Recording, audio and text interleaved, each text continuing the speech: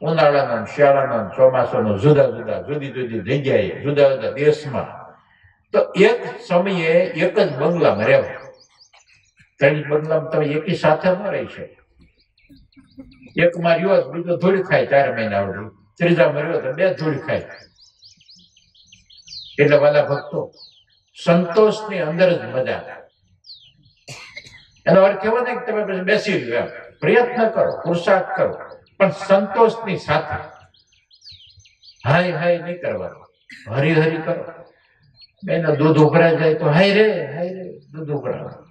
અરે દૂધ ઉભરાનો યજ્ઞ થઈ ગયો. આમ થાય દૂધની આહુતિ કોણ અગ્નિમાં આપવાનું હતું? કીધું અગાઉ અગ્નિદેવ છે એ ભગવાનનું મુખ છે. ભગવાન અગ્નિદેવના દ્વારા પોતે મેળવે ખોરાક જે કઈ કહેવાય.